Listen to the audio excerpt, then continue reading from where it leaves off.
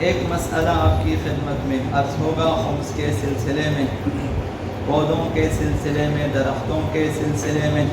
اور ان جانوروں کے سلسلے میں جو ہم گھروں میں رکھتے ہیں ان کے سلسلے میں۔ پیڑ پودے اور جانور جو گھر میں ذاتی استفادے کے لیے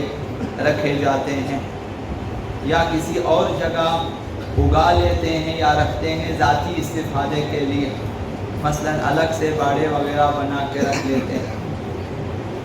اور انہیں سالانہ درآمد سے مہیا کیا ہے، خمس ادا شدہ پیسوں سے نہیں، سالانہ جو آپ کی آمدنی ہوتی ہے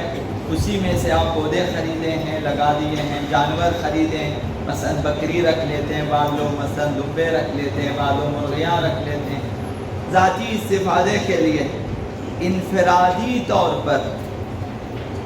ان کے دودھ، ان کے انڈے اور مثلا درختوں کے میوے ذاتی استفادے کے لیے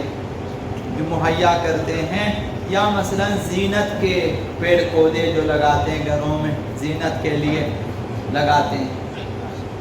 یا پھر ہوا صاف کرنے کے لیے بعض درخت اگاتے ہیں، تو یہ تمام ذاتی استفادے کے لیے اگر انسان انجام دیتے ہیں اور سالانہ درآمد سے مہیا کیا ہے تو یہ چیزیں عرف میں ہمارے معاشرے میں ذاتی اخراجات میں شمار ہوتے ہیں، تو ان پہ خمس نہیں ہے، یہ آپ کے سالانہ ضروری اخراجات میں شامل ہیں۔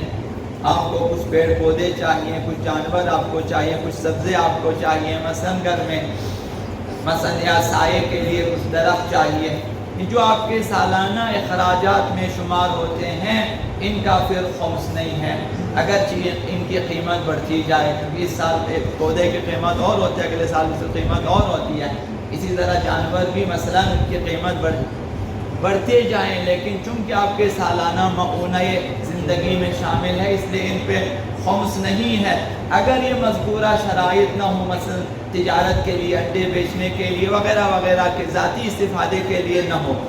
سالانہ اپنے ذاتی اخراجات میں شامل نہ ہو تو ان پہ خمس واجب ہے، ورنہ ان پہ خمس واجب نہیں ہے۔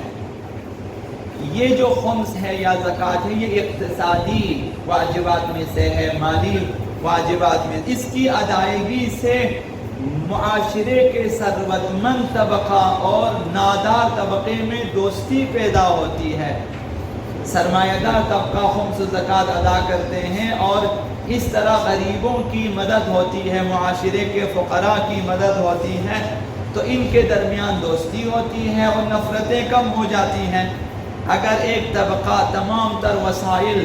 رکھتے ہوں اور دوسرا طبقہ زندگی کی ابتدائی سہولیات سے بھی محروم ہو تو ان میں دوستی نہیں رہتی، تو معاشرے میں دو مختلف طبقے وجود میں آتے ہیں جو ایک دوسرے سے نفرت کرتے ہیں، کبھی ان کے مابین کینہ، حسد وغیرہ، مثلا